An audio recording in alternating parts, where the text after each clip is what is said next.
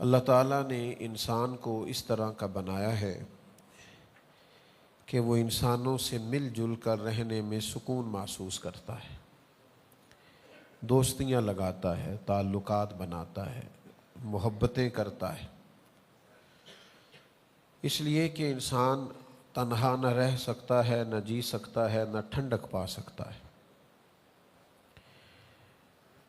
اللہ تعالیٰ نے اسے معاشرتی بنایا ہے تو یہ معاشرے کے دوسرے لوگوں کے ساتھ مل کر ہی اپنی زندگی کو گزارتا ہے، لیکن ہم یہ دیکھ رہے ہیں کہ لوگوں کے تعلقات ایک دوسرے کے ساتھ بڑی تیزی سے بنتے ہیں اور پھر بڑے اچھے اور بڑے گہرے ہو جاتے ہیں، لیکن زیادہ دیر تک چلتے نہیں۔ وقت کے ساتھ ساتھ پہلے ان میں شکوے پیدا ہوتے ہیں، شکایتیں پیدا ہوتی ہیں، پھر اس کے بعد وہ شکایتیں دلوں کی دوری کا سبب بنتی ہیں، پھر نتیجہ یہ نکلتا ہے کہ وہ تعلق نہ صرف خراب ہوتا ہے بلکہ بعض جگہوں پہ اختلاف، عداوت اور دشمنی کی صورت بھی اختیار کرتا ہے۔ کیا کتاب و سنت نے اس تعلق سے ہماری کوئی رہنمائی کی ہے اور ہمیں کس طرح سے زندگی میں تعلقات کو آگے لے کے چلنا چاہیے؟ چند ایک باتیں اس تعلق سے آپ کی خدمت میں عرض کرنی ہے۔ سب سے پہلے تو یہ سمجھ لیں کہ دین کہتا ہے تعلق جو بھی لگائیں نا، رشتہ جو بھی بنائیں وہ تقوی کی بنیاد پر بنائیں، محض اللہ تعالیٰ کی رضا کے لیے کسی سے دوستی رکھیں۔ یہ اتنا خوبصورت، اتنا اہم، اتنا بنیادی حل ہے کہ ساری باتیں اسی کے اندر آ جاتی ہیں۔ جب کسی سے تعلق ہی اللہ کی رضا کے لیے ہے تو پھر وہ آپ کی کوئی بات بھی نہ مانے، وہ آپ کی کسی امید پر بھی پورا نہ اترے، وہ آپ کی کسی جگہ کسی خواہش کا احترام بھی نہ کرے، تو آپ کو اس لیے تو محبت نہیں کر رہے کہ وہ آپ کی سنے، آپ کی مانے، آپ کو نفع دے، آپ تو اللہ کی رضا کے لیے محبت کر رہے ہیں، اور رضا الہی تو مومن کو ہر وقت مطلوب ہوتی ہے۔ یہ ایک بنیادی بات کتاب و سنت نے ہمیں بیان کر دی، اور اس کے لیے پورا پورا باب ہے بخاری میں، مسلم میں، مشکاہ شریف میں، کہ کسی سے محبت کرنی ہے تو محض اللہ تعالیٰ کی رضا کے لیے کرنی۔ جب یہ تصور کسی بھی تعلق کی بنیاد بنتا ہے تو پھر اس تعلق کے اندر کسی قسم کی کوئی دراڑ پیدا نہیں ہوتی، باقی جتنے بھی رشتے ہیں وہ سارے ٹوٹ جاتے ہیں۔ آپ کے تعلقات کاروباری ہوں، آپ کے تعلقات کسی مخصوص کام کے لیے کسی سے ہوں، کسی خاص کاروباری شراکت داری کی بنیاد پر ہوں، وہ اپنے وقت پر جا کے کسی نہ کسی مقام پر چیزیں پرانی بھی ہوتی ہیں اور ان کے اندر نقص بھی واقع ہوتا ہے، لیکن جو تعلق تقوی کی بنیاد پر ہوتا ہے نا، اس میں بندہ دوسرے بندے کے ساتھ ڈائریکٹ نہیں ہوتا، اس میں دو بندوں کے درمیان اللہ کی رضا موجود ہوتی ہے، تو اس کی بھی برکات اتنی ہوتی ہے کہ وہ تعلق اتنا قائم رہتا ہے، اتنا قائم رہتا ہے کہ رب فرماتا ہے دنیا میں نہیں گویا آخرت میں بھی وہ تعلق قائم رہے گا۔ سورہ زخرف کی ایک آیت میں نے تلاوت کی ہے، اللہ تعالیٰ نے ارشاد فرمایا الاخلاء یومئذ بعضهم لبعض عدو، فرمایا گہرے دوست بھی قیامت کے دن دشمن بن جائیں گے۔ جو بڑے پختہ دوستیاں رکھنے والے لوگ تھے ان کا بھی قیامت میں ایک دوسرے کے ساتھ عداوت کا معاملہ ہو جائے گا، بچے گا کون؟ فرمایا الا المتقین، جن کی دوستیاں تقوی کی بنیاد پر ہوں گی وہ دوستیاں قیامت کے دن بھی قائم رہیں گی۔ بلکہ طبرانی میں حدیث موجود ہے، نبی کریم علیہ السلام نے فرمایا جن لوگوں کے لیے اللہ اپنی بارگاہ کرم سے جنت کا فیصلہ کرے گا، وہ لوگ عرض کریں گے کہ مالک تو نے ہمارے لیے تو جنت کا فیصلہ فرما دیا، تو وہ کہاں ہیں جو ہمارے ساتھ مل کے نمازیں پڑھا کرتے تھے؟ وہ کہاں ہیں جو ہمارے ساتھ مل کے تیری یاد کرتے تھے، ذکر کرتے تھے، دین کی خدمت کرتے تھے، حج و زیارت کرتے تھے، عبادات میں ہم مشترک تھے، تو مہربانی کر انہیں بھی بلا۔ تو محبوب فرماتے وہ کسی اپنی کمزوری اور کوتاہی کی وجہ سے اس فیصلے کے مستحق نہیں تھے، لیکن جب یہ صالحین ان کی سفارش کریں گے تو اللہ تعالیٰ انہیں بھی جنت عطا فرما دے گا۔ تو تعلقات کی بنیاد اللہ تعالیٰ کی رضا رکھی جائے۔ میں یہ نہیں کہتا کسی کو کام ہی نہ بتائیں، ظاہر ہے کہ جب آپس میں مل بیٹھیں گے تو کوئی نہ کوئی آپ کو کسی وقت کو ضرورت پڑتی ہے، آپ اس کا اظہار کریں، لیکن بنیاد ضروریات پر نہ رکھیں۔ بنیاد تعلقات کو تعلق رہنے دیں، تجارت نہ بنائیں۔ اگر آپ اس کو تجارت بنا لیں گے تو پھر یہ تعلق نہیں ہے، پھر یہ کاروبار ہے۔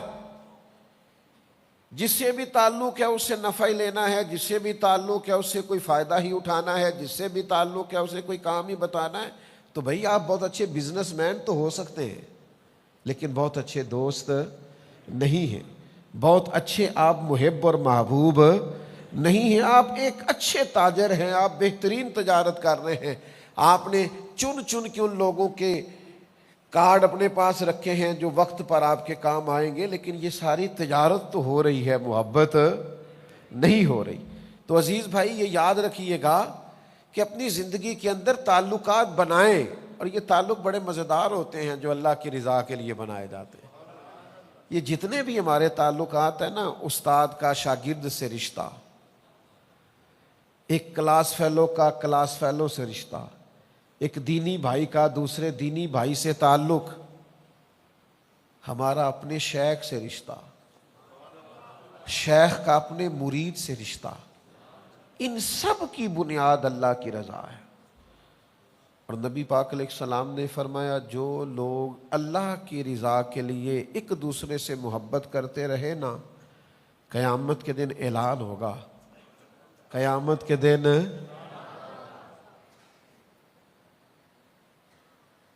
اب میں جو کہنے لگا ہوں وہ آپ نے سمجھ جانا ہے، یعنی قیامت کے دن محبت کرنے والوں کا اعلان ہوگا۔ ان کی محبتیں بے شک دلوں میں رہی چھپی رہی، لیکن محبت کرنے والوں کا قیامت کے میدان میں جہاں قومیں اکٹھی ہوں گی، محبت کرنے والوں کا اعلان ہوگا۔ یا رسول اللہ صلی اللہ علیہ وسلم کیا اعلان ہوگا؟ تو حضور فرماتے رب اعلان فرمائے گا میری رضا کے لیے آپس میں محبت کرنے والے کہاں ہیں؟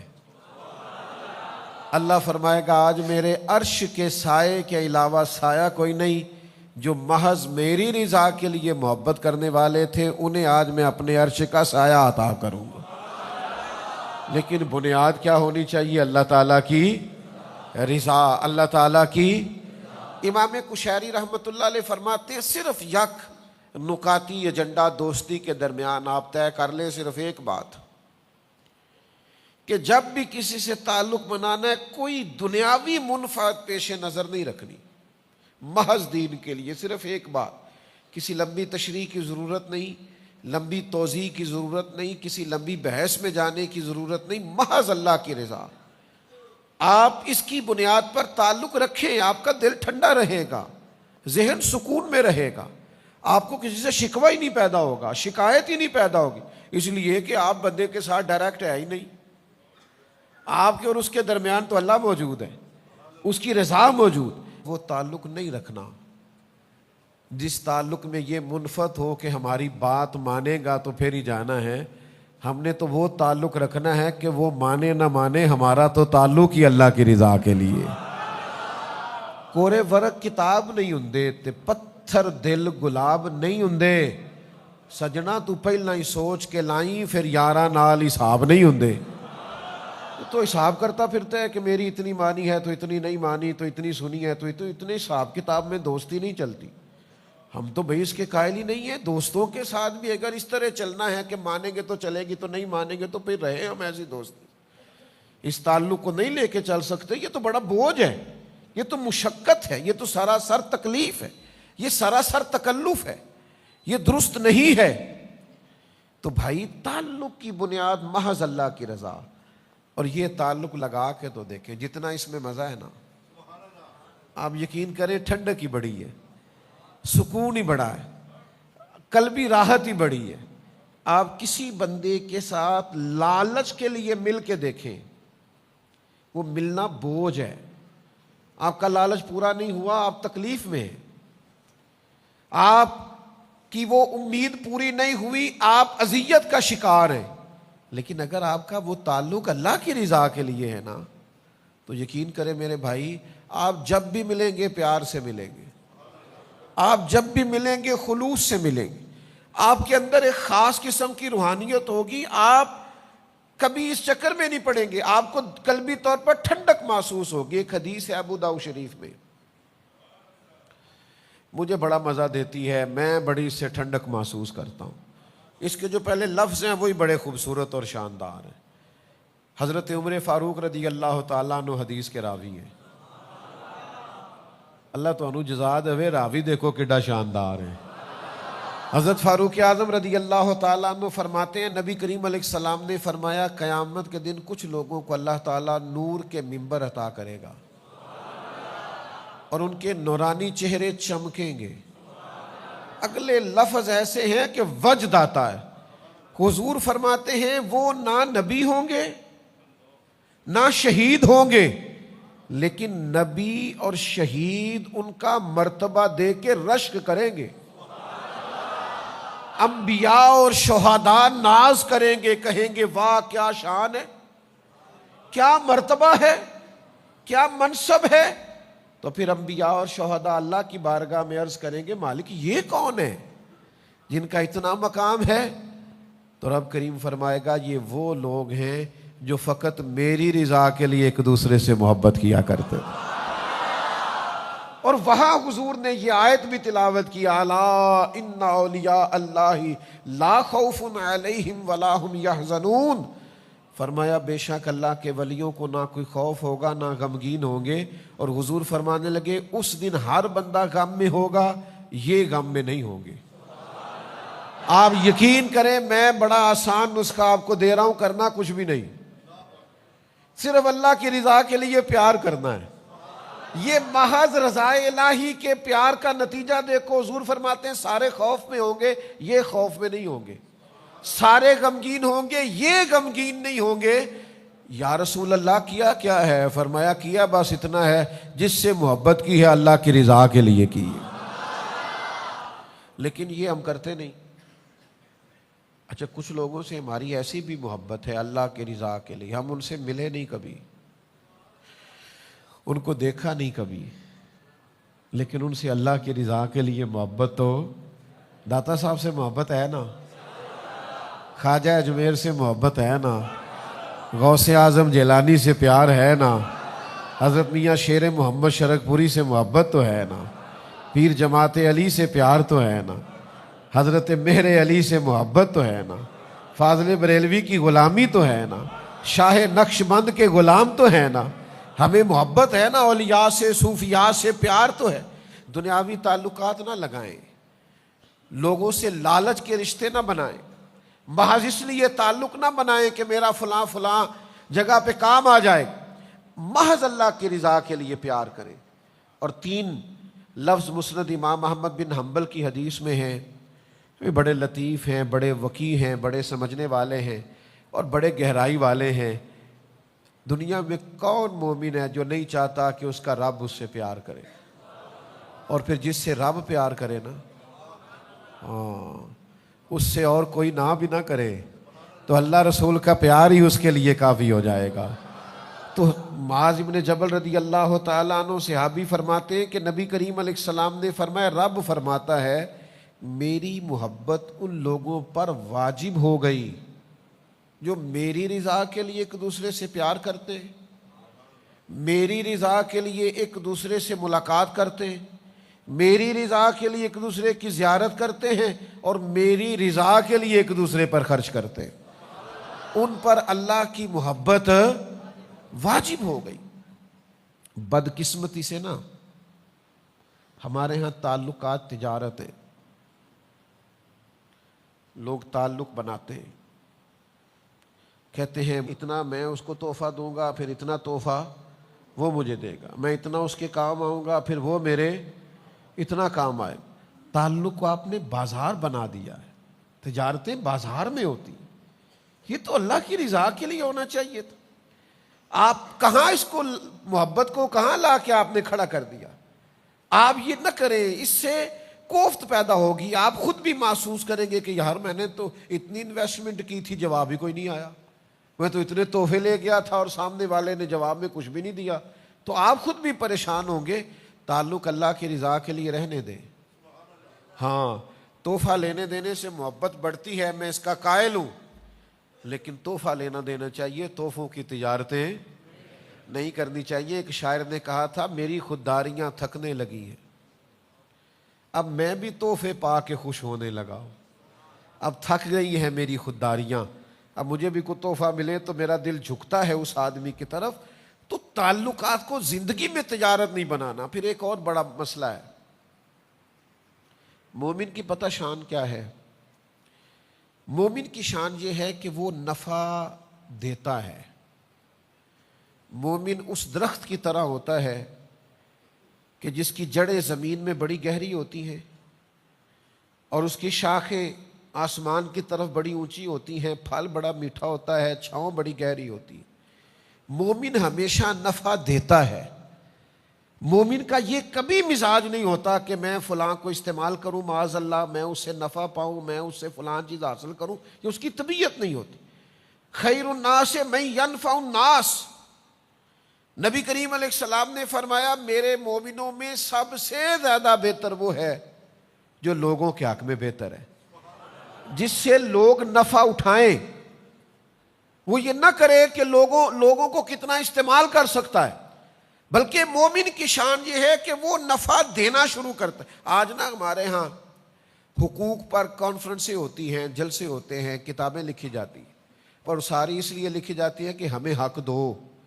تو میں اکثر دوستوں سے کہا کرتا ہوں یہ حق دو، حق مانگو، یہ مہم ختم کر کے اگر ہم سارے حق ادا کرنے شروع کر دیں نا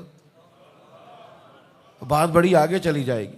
میرے قبلہ عالم میرے اسا فرمایا کرتے تھے کچھ لوگ کہتے ہیں یہ بچے ہیں، یہ پل جائیں گے، بڑے ہو جائیں گے، کل کو میرا سہارا بنیں گے۔ فرماتے نا بھائی، توبہ توبہ، ہم ان کا سہارا نہیں مانگتے، ہم تو اللہ رسول کا سہارا مانگتے ہیں۔ فرماتے تھے ہم تو ان سے بھی نفع نہیں چاہتے، ہماری تو ڈیوٹی لگی ہے کہ یہ اولاد ہے، اس کی اچھی خدمت کرنی، اچھی پرورش کرنی، تعلیم و تربیت کرنی، ہم وہ کریں گے، لیکن یہاں بھی ہماری وہ سوچ نہیں ہے ہاں یہ خدمت کریں گے تو انہیں نفع ملے گا، یہ خدمت کریں گے تو دعا ملے گی، یہ خدمت کریں گے تو اجر پائیں گے، لیکن ہم یہ بھی لالچ نہیں رکھتے ہم نے جو اجر بھی لینا ہے رب کریم سے ہی لینا ہے۔ تو نفع لے لینا، میں نے فلانے سے فائدہ اٹھا لیا، یہ بات درست نہیں ہے۔ دوسری بات یہ ہے کہ اپنے پیاروں کو تکلیفوں میں نہیں ڈالا جاتا۔ جن سے محبت ہوتی ہے انہیں بندہ آزمائشوں میں ڈالتا ہے، انہیں بندہ لا کے تو اس جگہ کھڑا کرتا ہے جہاں آگ ہو اور ان کو گرمائش پہنچے، ان کو لا کے وہاں کھڑا کیا جاتا ہے جہاں وہ تکلیف میں آ جائیں۔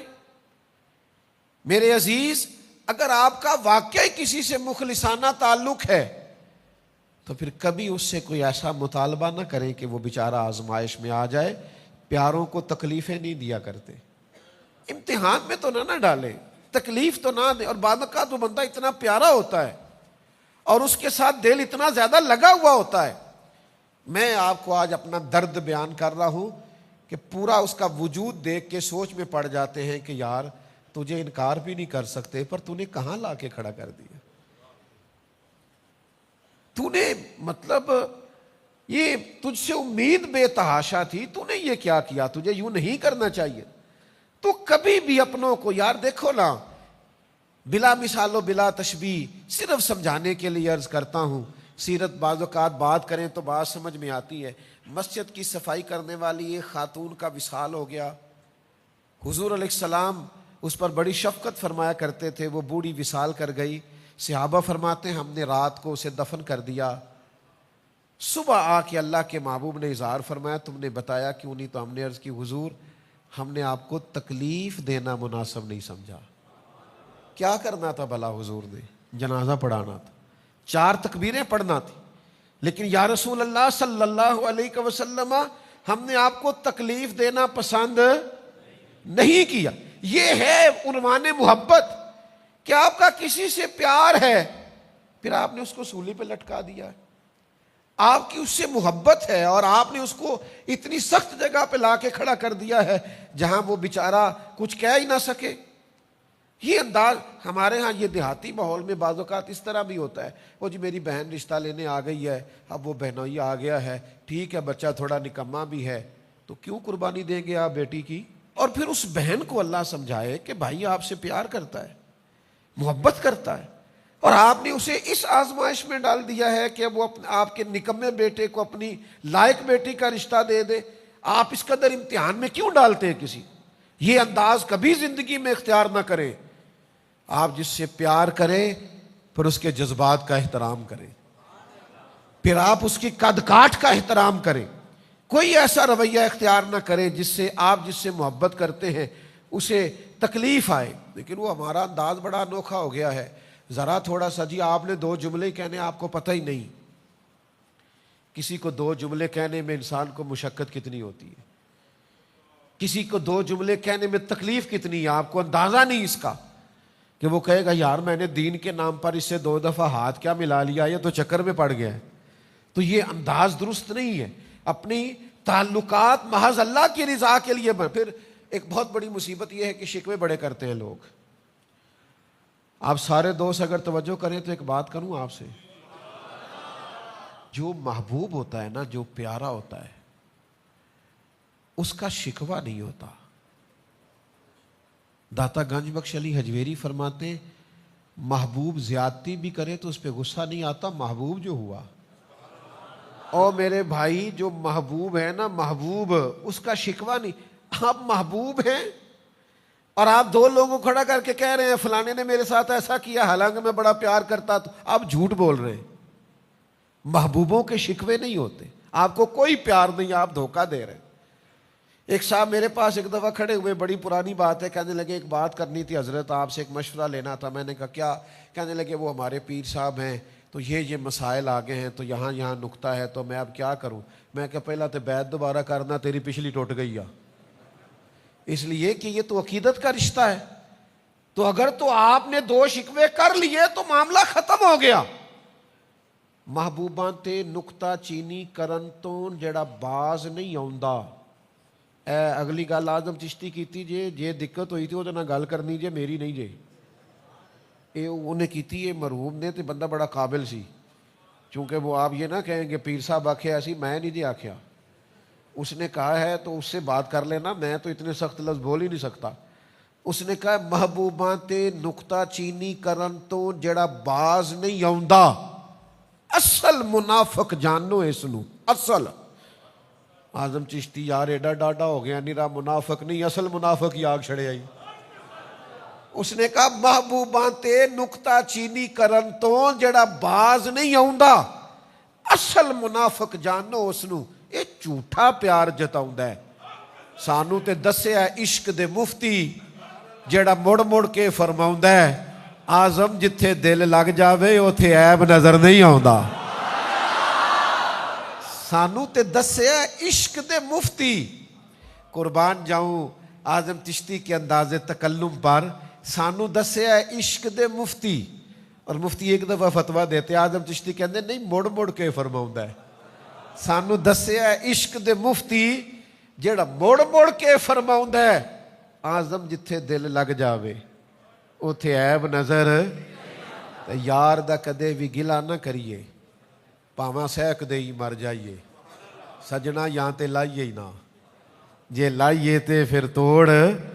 یہ پچھلا جملہ یاد کیا آپ نے, یار دا کدے بھی گلا نہ کریے پاواں سہک دے ہی, یار دا کدے بھی گلا نہ کریے پاواں سہک دے ہی مر جائیے. سجنا یہاں تے لائیے ہی نہ, جے لائیے پھر توڑ. تو شکوہ کرنا, گلا. اچھا شادی دیکھ لیں آپ, 300 رشتہ دار شادی میں آیا ہوگا, تو محبت ہے تو آئے ہیں نا, کوئی بھانجے کی شادی پہ آیا ہے, کوئی بھتیجے کی, کوئی کسی کی, کوئی کسی کی. ان میں 3-4 ہوں گے شکموں والے, وہ اپنا گروپ علیحدہ لے کے بیٹھے ہوں گے, وہ ایک منصوبہ بنا رہے ہوں گے کہ شادی خراب کیسے کرنی.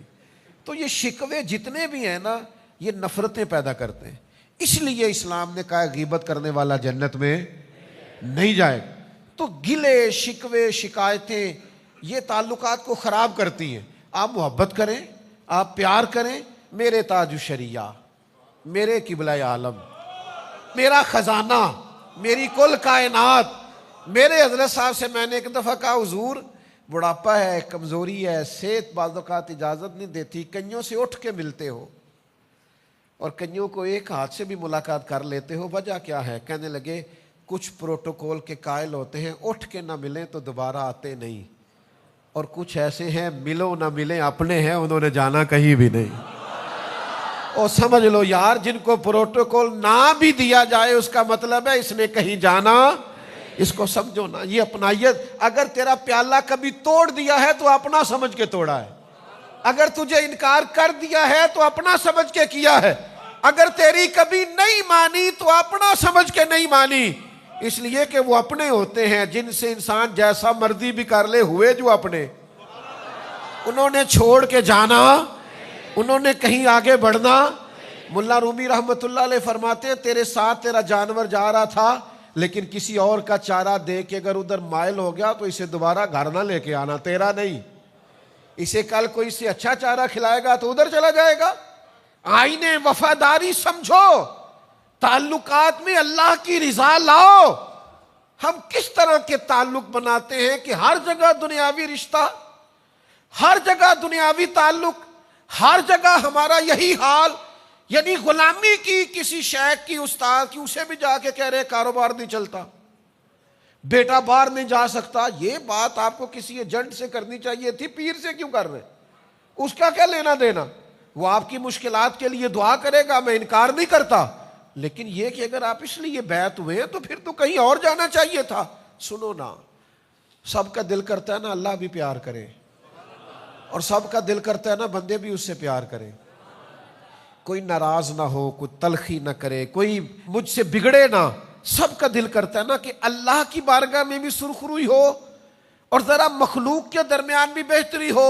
یہ ممکن نہیں ہوتا، یہ مشکل کام ہے کہ دنیا بھی بندہ رکھ لے اور اللہ رسول کی بارگاہ بھی مشکل کام ہے. لیکن ایک حدیث ہے ابو داؤد شریف میں، دونوں مسئلے حل ہو سکتے ہیں. اللہ بھی راضی ہو سکتا ہے اور بندے بھی پیار کریں گے. وہ حدیث کیا ہے؟ نبی پاک علیہ السلام نے فرمایا دنیاوی معاملات سے بے نیاز ہو جاؤ. ہر وقت نہ دنیا مانگا کرو، ہر وقت نہ پیسے مانگا کرو، ہر وقت نہ عہدے مانگا کرو، ہر وقت نہ دنیا داری کی چیزیں مانگا کرو. دنیا سے بے نیاز ہو جاؤ، اللہ تم سے محبت کرنے لگ جائے گا. اور فرمایا جو لوگوں کی جیبوں میں ہے نا اس سے بے نیاز ہو جاؤ، بندے بھی تم سے محبت کرنے لگ جائیں گے. یہ تم کہتے ہو نا فلاں کے پاس بڑا ہے تو مجھے کیوں نہیں دیتا، فلاں کے پاس سرمایہ ہے تو میری بات کیوں نہیں کرتا. فرمایا اس سے بے نیاز ہو جاؤ، لوگوں کے بھی محبوب ہو جاؤ گے. لیکن شرط کیا ہے کہ تھوڑی سی نا لالچ سے بچو، ہرس ہوس سے بچو، تمہارا آپس میں پیار ہو جائے گا. اگر آپ پیسوں سے پیار بڑھائیں گے تو ساری عمر دینے پڑیں گے، جہاں بریک لگائیں گے محبت ختم.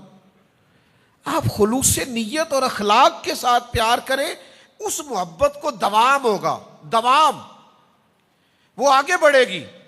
ایک حدیث ہے مسلم شریف میں، پہلے بھی اس عنوان کی میں روایتیں بیان کر چکا، لیکن یہ صحیح مسلم کی حدیث ہے، ابو داؤد شریف میں بھی ہے، بڑی خوبصورت روایت ہے.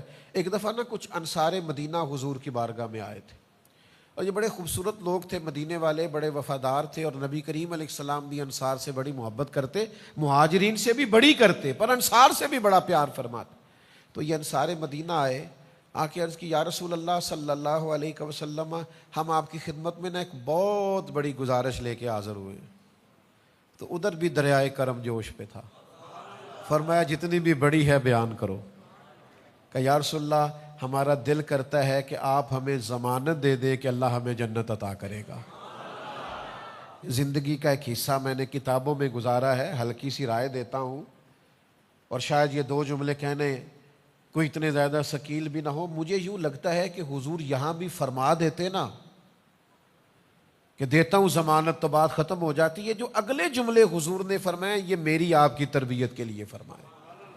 انصار کو ضمانت ہو جاتی وہیں پہ، چونکہ محبوب کے سامنے تھے، حضور جانتے تھے ان کی ہر چیز کو، محبوب اپنی امت کو جانتے ہیں۔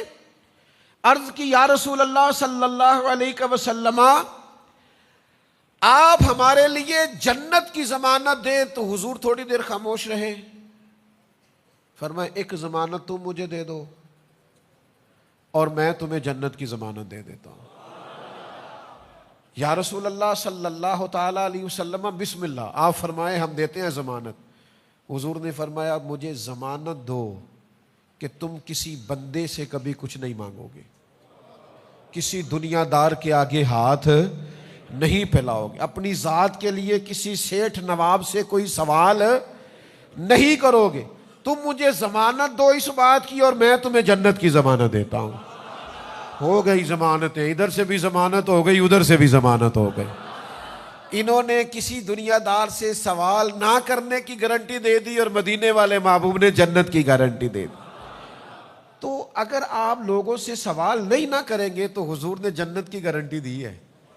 تو ہمارے ہاں تو بھائی لوگوں نے مزاج بنا لیا ہے، جس سے بھی تعلق بناتے ہیں دنیا کے لیے، جس سے بھی رشتہ بناتے ہیں تجارت کے لیے، جس سے بھی تعلق بناتے ہیں امیدوں کے لیے، تھوڑا باہر نکلو، اس طرح آپ کا اپنا دل بھی سخت ہو جائے گا، آپ کی اپنی طبیعت کے اندر بھی بڑے سارے مسائل پیدا ہو جائیں گے۔ اس سے باہر آئیں، یہ ایک بہت بڑا تکلیف والا مسئلہ ہے، اس سے بچیں۔